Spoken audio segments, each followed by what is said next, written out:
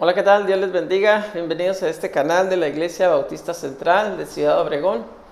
Esto es Escuela Dominical, estudios bíblicos estudios bíblicos para adultos y también indicados para jóvenes, puede ser también.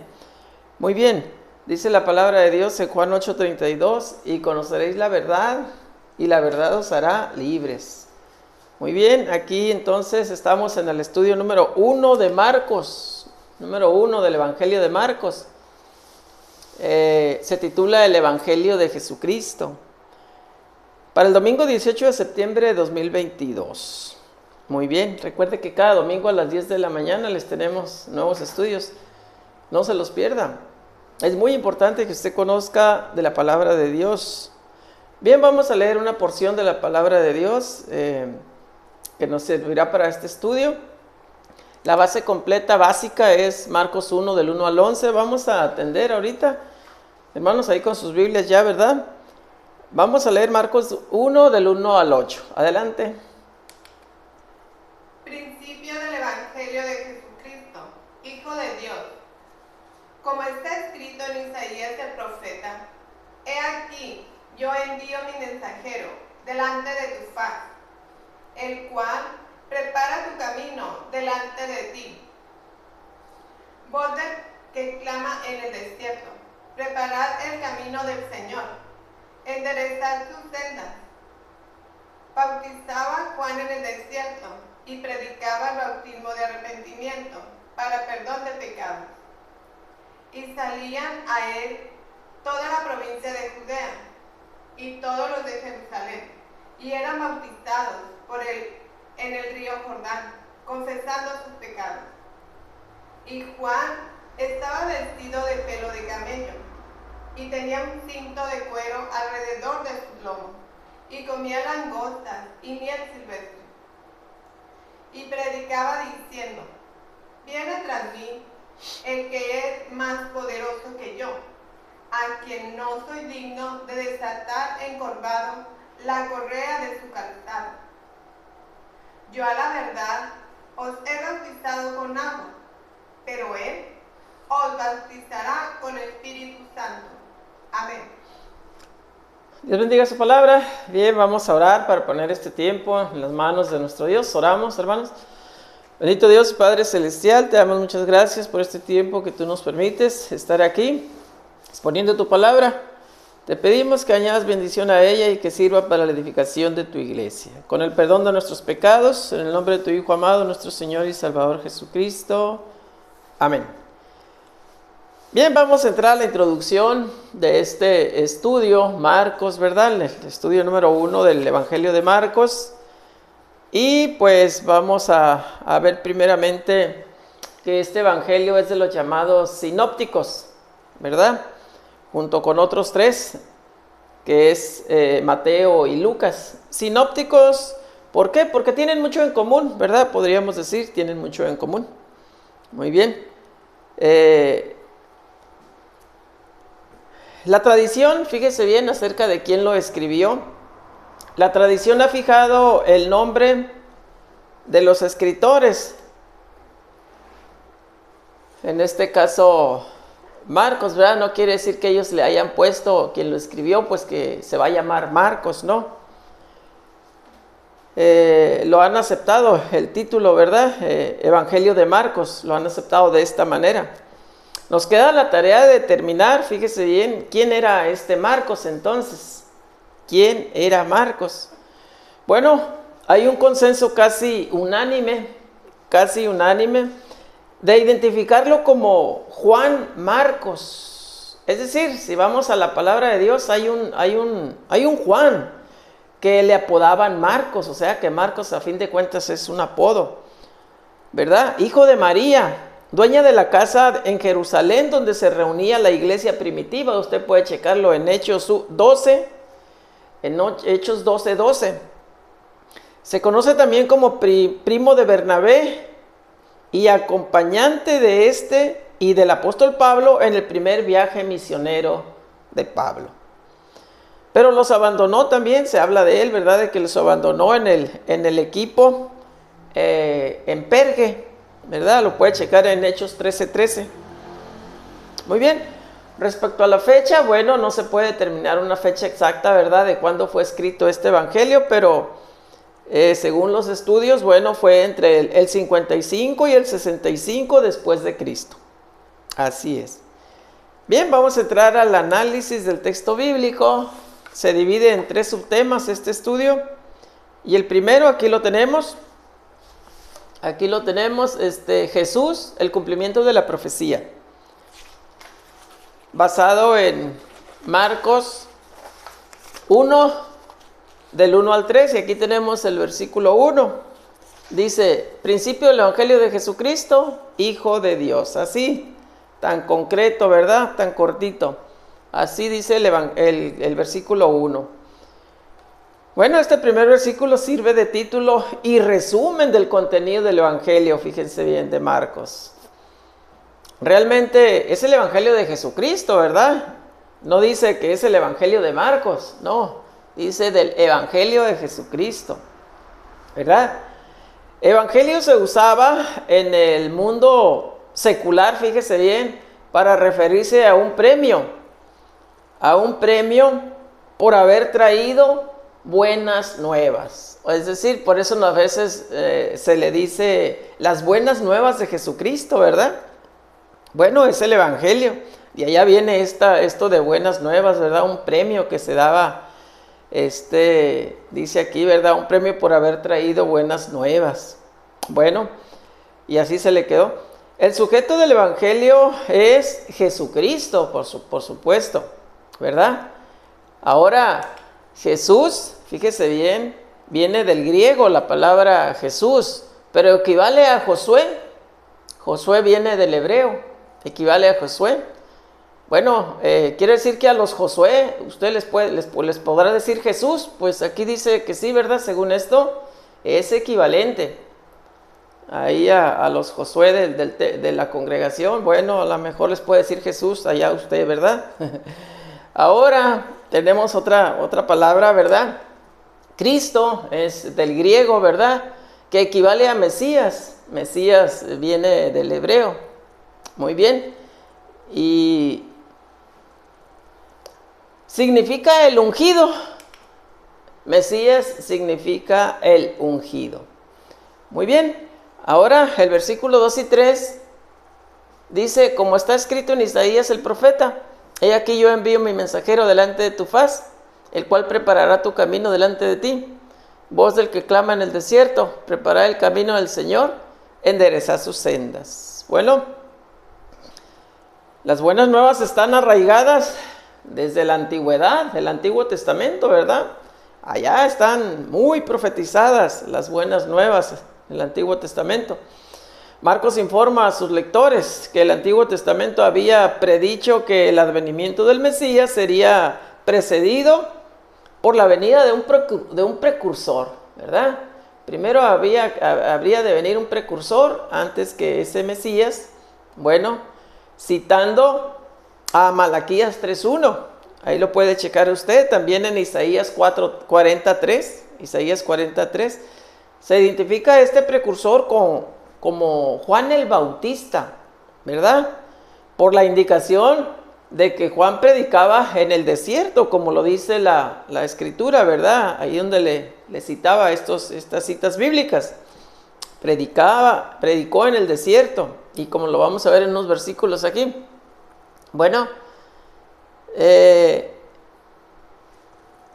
Juan el Bautista sirve de lazo entonces entre el Antiguo Testamento y el Nuevo Testamento. Sirve de lazo o de enlace, ¿verdad? Así es. Él es el mensajero de Dios y el precursor de Jesús. Su tarea es de preparar el camino del Señor. Su método es la proclamación, ¿verdad? Voz que clama en el desierto, dice la palabra, ¿verdad? Y el contenido del mensaje es la demanda de que los hombres se preparen para la llegada del Señor Jesucristo, claro. Al afirmar Marcos que Juan cumplía estas profecías, estaba identificando a Jesús como el Señor que habría de venir, que ya había llegado ya, ¿verdad? O estaba llegando. de quien los profetas hablaban. Bueno, cuando Juan predicaba, ciertamente pues Jesús ya estaba en este mundo, ¿verdad? Pero todavía no iniciaba su ministerio, hay que aclarar, pero ya fueron prácticamente contemporáneos, así es. Bueno, entonces el subtema 2 es Juan prepara el camino para el Señor, basado en Marcos 1 del 4 al 8, y aquí tenemos el versículo 4. Dice, bautizaba Juan en el desierto. Ahí está el desierto, ¿verdad? Como decíamos. Y predicaba el bautismo de arrepentimiento para perdón de pecados, ¿verdad? Decía, arrepentíos porque el reino de los cielos se ha acercado, ¿verdad? Era un dicho muy concurrido de Juan el Bautista. Entonces, el bautismo de arrepentimiento, como dice aquí, predicaba Juan, ¿verdad? Que Juan demandaba que no era un bautismo cristiano, fíjese bien, era un bautismo de arrepentimiento. Ni estaba asociado con el don del Espíritu Santo. No, esa tarea la iba a traer Cristo, ¿verdad? Se relacionaba más bien, fíjese bien, con un rito de purificación e iniciación de los judíos, que los judíos exigían de los prosélitos gentiles. ¿Los gentiles quién eran? Bueno, el pueblo que se agregaba a los judíos, pero de otras naciones, ¿verdad? Prosélitos, o sea, prosélitos gentiles eran personas que se agregaban ahí de otras naciones. Prosélitos gentiles, excepto que en este caso no demandaban arrepentimiento, ¿verdad? En esa purificación. Pero aquí Juan el Bautista sí demandaba arrepentimiento de pecados, estaba preparando la senda para el Señor Jesucristo, ¿verdad? Bueno, el término arrepentimiento significa cambio de mente, que resulta en el perdón de pecados y cambio de conducta. Qué importante, ¿verdad? Que ahí nos damos cuenta si realmente la persona se arrepiente de sus pecados, si trae un cambio de conducta, porque si no trae un cambio de conducta, pues queda la duda, ¿verdad? Si realmente se está arrepintiendo de sus pecados. Bueno, así implicaba una vida cambiada como evidencia de un corazón cambiado. Así es. Todo como preparación para la venida del Señor. La limpieza de los cuerpos en el bautismo era un símbolo de la limpieza del alma que Dios hacía en el perdón de los pecados. Fíjese bien, una analogía, ¿verdad? La limpieza que generaba el agua en el bautismo, una analogía con la limpieza del alma que Dios ejecuta, ¿verdad? En la persona que se convierte, porque borra todos sus pecados, se los perdona, ¿verdad? Versículo 5. Y salían a él toda provincia de Judea y todos los de Jerusalén, y eran bautizados por él en el río Jordán, confesando sus pecados. Bueno, dice, y salían a él de toda provincia. Mucha gente, ¿verdad? Tenían realmente a Juan el Bautista como profeta. La gente reconocía a ese profeta. Bien. Confesando sus pecados, dice, significa ponerse de acuerdo con lo que Dios había dicho, ¿verdad? Creerle. Así es. Su confesión era pública y específica. La gente era sumergida en el río Jordán. Sumergida, fíjese bien, no que le echaban agüita en la frente o en la cabeza. Era sumergida. Así siendo fiel al significado del término bautizar. El término bautizar implica un sumergimiento en el agua. Versículo 6. Y Juan estaba vestido de pelo de camello y tenía un cinto de cuero alrededor de sus lomos y comía langostas y miel silvestre. Bueno, la vestimenta rústica de Juan, que se nos habla aquí, ¿verdad? Nos hace recordar a Elías. Elías, así dice que andaba Elías. Si usted va a 2 de Reyes 1:8, ahí lo va a constatar. Muy parecido, ¿verdad? Elías al profeta de Juan el Bautista. Y quizá indica su desprecio, esa vestimenta de Juan, Quizá indica su desprecio y condena por la vida suntuosa de los ricos y aún de algunos religiosos, ¿verdad? Vida suntuosa, muy lujosa, ¿verdad? Su dieta de langostas y miel silvestre, como dice aquí, ¿verdad? Era lo disponible en el desierto. Era lo que le tenía más a la mano ahí Juan, donde Juan ministraba. A la vez es un cuadro de la apariencia física del mensajero, esta forma como nos describen a Juan. Es una ilustración de los pocos elementos materiales que necesitaba Juan, ¿verdad?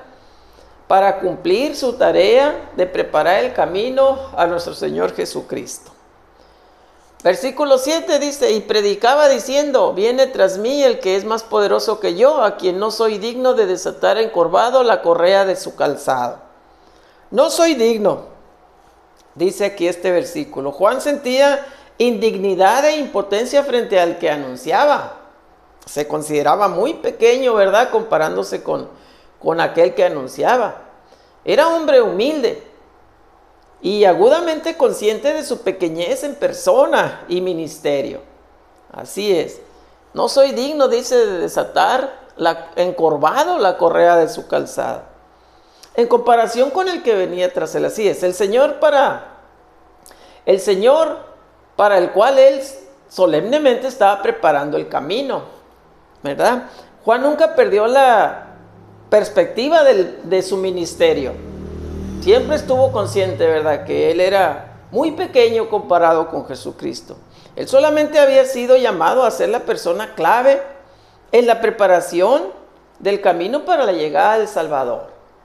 Pero qué privilegio, ¿verdad? Qué privilegio prepararle el camino, fíjese bien, al gran Señor Jesucristo. Bueno, usted y yo también podemos preparar el camino. Al final ya le diré cómo es que debemos preparar el camino también nosotros. Versículo 8 dice, yo a la verdad os he bautizado con agua, pero Él os bautizará con Espíritu Santo. Bueno, en agua y en Espíritu Santo. Dos elementos menciona aquí, ¿verdad? Son expresiones que marcan el contraste entre el ministerio limitado de Juan y el ministerio completo de Jesucristo, ¿verdad? Juan con agua y Jesucristo con Espíritu Santo. Una diferencia muy grande, ¿verdad? En ambos casos se trata del instrumento de medio, agua y Espíritu Santo. O sea, el medio en que se llevaba a cabo el bautismo, ¿verdad? Repito, Juan con agua y Jesucristo con Espíritu Santo. Bueno, el bautismo de Juan enfatizaba, fíjese bien, el lado humano. Enfatizaba el lado humano, el arrepentimiento y cambio de conducta, ¿verdad? Mientras que el de Jesús enfatizaba el poder divino y personal. Ahí está. El bautismo de Juan era una sombra de lo que haría Jesucristo. Ya muy pronto, ¿verdad? Situándonos en el tiempo de que Juan bautizaba, faltaba muy poquito tiempo para que Jesús empezara su ministerio. Muy bien. Subtema 3. Jesús es bautizado. Marcos 1 del 9 al 11 y aquí tenemos el 9. Aconteció en aquellos días que Jesús vino de Nazaret de Galilea y fue bautizado por Juan en el Jordán. Bueno, Jesús recibió el bautismo de Juan. Aquí lo dice, ¿verdad? Identificándose con los pecadores. Fíjese bien. Sabemos que Jesús no era pecador, pero identificándose con los pecadores fue a que Juan lo bautizara. Y anticipando, claro, su propósito mayor. ¿Cuál era ese? El de ir a la cruz del Calvario. Ese era su propósito mayor de Jesús, ir a la cruz del Calvario y morir por usted y por mí, para borrar de nuestro ser ese montón de pecados que hemos hecho. El bautismo de Jesús marca el comienzo de su ministerio. Fíjese bien. Aquí estamos hablando del bautismo de Jesús, ya va a empezar su ministerio.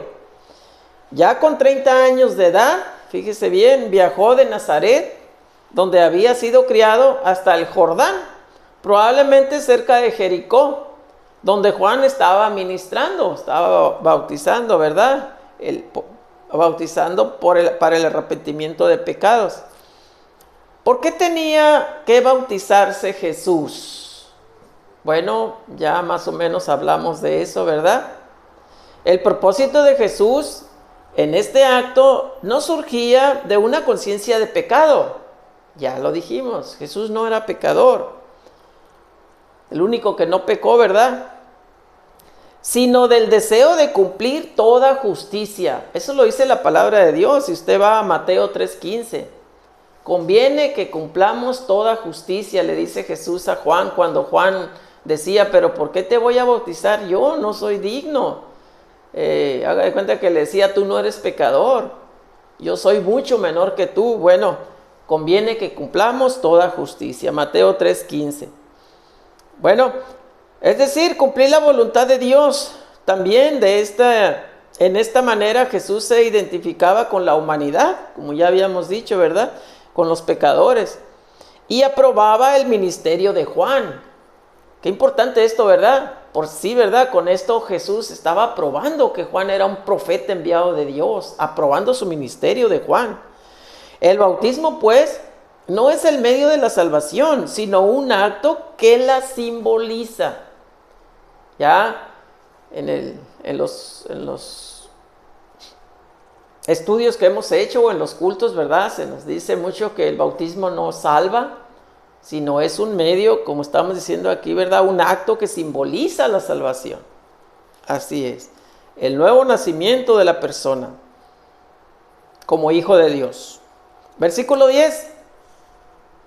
Y luego, cuando subía del agua, vio abrirse los cielos y al Espíritu como paloma que descendía sobre él. Qué bonito esto, ¿verdad? Vio abrirse los cielos y al Espíritu como paloma que descendía sobre él. Bueno, las expresiones en el Jordán y subía del agua, estas dos expresiones que vienen en el versículo 9 anterior y este 10, ¿verdad? Agregan fuerza al concepto de inmersión en el verbo bautizar, ¿verdad? O sea, dice, subía del agua. Bueno, ¿por qué subía del agua? Porque fue inmerso en el agua, ¿verdad? Ya hemos dicho que el bautismo implica un sumergimiento en el agua.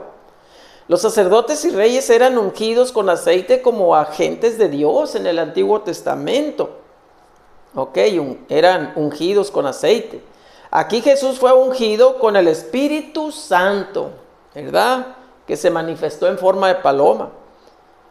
Que lo capacitaba con poder divino para su ministerio redentor. Descendía como paloma, ¿verdad? Puede describir la forma visible del Espíritu Santo, como estábamos diciendo, ¿verdad? El Espíritu Santo en forma de paloma. O quizá, mejor, fíjese, la forma en que descendía. ¿En qué forma lo hacía? Bueno, una forma suave, una forma tranquila, quietamente, ¿verdad? Así es. Bueno, versículo 11 dice, y vino una voz de los cielos que decía, tú eres mi Hijo amado, en ti tengo complacencia. Tú eres mi Hijo amado, dice aquí, ¿verdad? Este versículo 11 es la voz de aprobación. Aquí también, ¿verdad? Dios aprobando que esa persona a quien le estaba hablando era realmente el Mesías, el Cristo que habría de venir, ¿verdad? Que tanto se profetizó en el Antiguo Testamento. Bueno, entonces es la voz de aprobación asegurando que Jesús estaba en camino de plena obediencia. Este es uno de los pasajes trinitarios, fíjese bien, trinitarios más citados, pues las tres personas divinas aparecen en forma simultánea. ¿Cuáles son las tres personas divinas? El Padre, el Hijo y el Espíritu Santo. Y aquí no sé si las pueda ver en la imagen, ¿verdad? Tratamos de representarlas. Ahí está, pues, entendemos ahí que Jesucristo, ¿verdad? Ascendiendo ya de las aguas. Y la paloma, ¿verdad? Bajando, representando al Espíritu Santo. Y las letras que dicen ahí, este es mi Hijo amado en quien tengo complacencia. Bueno, pues es la misma voz del Padre. Entonces ahí está, ¿verdad? La Santísima Trinidad, Padre, Hijo y Espíritu Santo. Muy bien. Bueno, ¿qué podemos aterrizar o concluir de este estudio? Tenemos 3 puntos. Fíjese bien, los creyentes debemos recordarnos constantemente que las buenas nuevas de Dios para la humanidad están centradas en Jesucristo. Las buenas nuevas para la humanidad están centradas en Jesucristo. El personaje importante siempre es Jesús. No somos nosotros que llevamos el mensaje, no, solamente somos mensajeros, eso, ¿verdad? Así como Juan el Bautista se sentía pequeño, muy pequeño comparado con Jesucristo, con el Señor, ¿verdad? Entonces, centrado en Jesucristo, el Evangelio siempre, ¿verdad? Las buenas nuevas.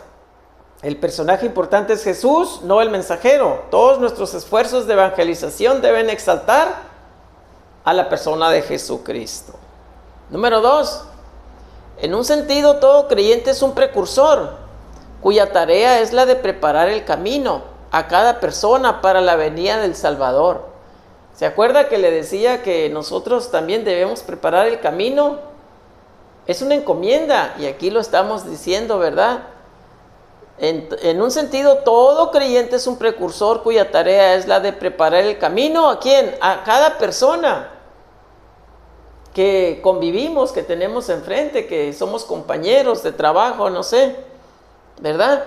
Prepararle el camino a esa persona para la venida del Salvador, ¿verdad? Bien. Esa preparación consiste en ayudar a toda persona posible, a todos los que sean posible, a estar en paz con Dios por medio del propio Señor Jesucristo. Así es. Punto número 3. El creyente debe procurar oír la voz de aprobación de Dios más que la de los seres humanos. Claro que sí, ¿verdad? Así como Jesucristo escuchó la voz de su Padre cuando Jesucristo ascendía de las aguas del Jordán, cuando fue bautizado, ¿verdad? Le dijo: tú eres mi Hijo amado, en ti tengo complacencia. Bueno, entonces todo creyente debe procurar oír la voz de aprobación de Dios, donde Dios nos aprueba, ¿verdad? Que somos sus hijos, somos sus mensajeros. Muy bien. Entonces el Evangelio ofrece vida abundante, fíjese bien, vida abundante a la humanidad. Así es. El Evangelio ofrece perdón de pecados. El Evangelio ofrece vida victoriosa en el Espíritu Santo. Ya se apropió del mensaje de salvación, ya aceptó a Cristo como Señor y Salvador de su vida. Bueno, si es así, le felicito. Lo decimos siempre, la decisión más importante de toda la vida es aceptar a Cristo como Señor y Salvador de nuestra alma. Porque si ganáramos todos los tesoros de este mundo, pero perdemos la vida eterna, perdemos la salvación del alma, ¿de qué nos sirve, verdad? Todas esas riquezas. Esta vida en este mundo es muy corta, sumamente corta, comparada con la eternidad que viene, ¿verdad? Si usted aún no hace la profesión de fe, donde invita a Jesucristo a entrar a su corazón, déjeme decirle que es muy sencillo, muy fácil, pero sumamente, sumamente importante. Solamente platique con Dios con un corazón sincero y dígale que es pecador y que se arrepiente de todos sus pecados, ¿verdad? Y Dios le perdonará, así es. Ábrale las puertas de su corazón a Cristo y déjelo que entre como Señor y Salvador de su alma. Y claro, se espera un cambio de actitud, un cambio de vida en usted, ¿verdad? Si ha sido sincero en ese en todos esos, en esa solicitud que le hace a Dios, ¿verdad? De que le perdone todos sus pecados. Entonces, es como un giro de 180 grados. ¿Por qué? Porque usted va a tratar de vivir en la voluntad de Dios. ¿Y dónde está esa voluntad de Dios? En su palabra, en la Biblia, la cual se pide que la lea constantemente. Orar y leer la Biblia es fundamental, fíjese bien, fundamental. O no debe de faltar en todo cristiano, en todo hijo de Dios, ¿verdad? Si estamos viviendo como tal, esa vida del cristiano, del hijo de Dios. Muy importante eso. Bien, aquí abajo le dejamos más información de esto último que le estamos diciendo. Véalo, atiéndalo si usted aún no se considera hijo de Dios. O si no se considera salvo, ¿verdad? Por la eternidad. Bien, gracias por haber estado con nosotros. Le invitamos a seguir en contacto por este mismo medio el próximo domingo a las 10 de la mañana. Le tendremos un nuevo estudio de la palabra de Dios. En este caso, el estudio número 2 de Marcos, ¿verdad? Van a hacer algunos estudios del Evangelio de Marcos. Bueno, vamos a orar y así estaremos despedidos. Bendito Dios y Padre Celestial, te damos gracias, Padre, por este mensaje que se ha podido exponer. Te pedimos que lo sigas bendiciendo, Padre, que pueda llegar a muchos corazones necesitados y que sirva a su vez para la edificación de tu iglesia. Todo lo dejamos en tus manos, mi Dios, con el perdón de nuestros pecados, en el nombre de tu Hijo amado, nuestro Señor y Salvador Jesucristo. Amén. Hasta la próxima. Dios les bendiga.